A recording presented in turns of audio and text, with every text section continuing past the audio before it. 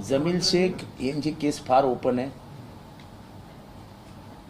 2014ला जमीलला जेव्हा पहिल्यांदा मारलं तेव्हा जमीलनी पोलीस स्टेशनमध्ये पाय तुटलेले असताना पण विधान दिलं होतं की याच्या मागे आका आहे. आकाला 5 वर्ष अटक केली नाही पोलिसांनी आणि आकानीच नंतर जमीलचा मर्डर केला. जमीलचा जो पहिला शूटर आहे इरफान, ज्यांनी गोळी मारली, त्यांनी गोरखपूरला पकडल्या पहिलं नाव घेतलं ते आकाचं आणि नंतर सातत्याने जे पकडले गेले त्या सगळ्यांनी आकाचं नाव घेतलं. आका आणि ओसामा ही 2 नावं कॉमन होती. ओसामाने अजून दोघांना सुपारी दिली होती. बेदनाथ आणि देवेंद्र हे दोघंही राबोडीत फिरून गेले. त्यांनीही 164 अन्वये कोर्टाला सांगितलं की ही सुपारी आम्हाला नजीब मुल्लाच्या सांगण्यावरनं, आकाच्या सांगण्यावरनं आम्हाला ओसामाने दिली होती, पण आम्ही ती काय पोचवली नाही शेवटपर्यंत. ओसामाचा स्वतःचा व्हिडिओ आहे. मला या कुटुंबाचं कौतुक आहे. 5 वर्ष मी यांना कुठलीही मदत केलेली नाही, पण 5 वर्षानंतर जेव्हा या पोरींकडे मी बघितलं, या पोरी लहान होत्या जेव्हा वडिलांची हत्या झाली तेव्हा वडील कसे मारले गेले हे यांना माहीत नसेल, अतिशय लहान होत्या.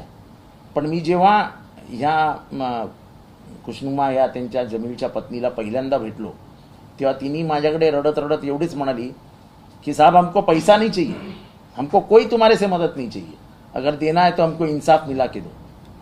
आणि मला आशा होती की देवेंद्र फडणवीसजी आमचे वैचारिक विरोधक आहेत, पण तरीही न्याय देण्याच्या बाबतीत ते मागे हटतील असं मला वाटत नव्हतं. त्यामुळे विधानसभेमध्ये मी पहिल्यांदा हे प्रकरण 5 वर्षात पहिल्यांदा मी हे प्रकरण विधानसभेत मांडलं, पुराव्यासकट मांडलं. आणि ह्याच्यात 100% पोलिसांनी योग्य प्रकाराने तपास केलेला नाही.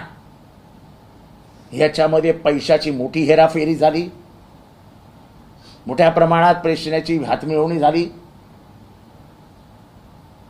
आणि चौकशी अधिकारीच फुटला असेल तर पुढे काय होणार. एवढी मगरुरी की ज्यांनी चौकशी अंतापर्यंत नेली होती त्याची 24 तासात बदली केली आणि बदली केल्यानंतर त्याच्या बदलीचा आदेश आकानी स्टेटसला ठेवला. स्टेटसला सगळी कागदपत्र म्हणजे पुढे जर आला तर माझी चौकशी केली 2 मिनिटात बदली होईल. लक्षात ठेवा, ह्या स्टेटसचा सरळ अर्थ तेवढाच होता.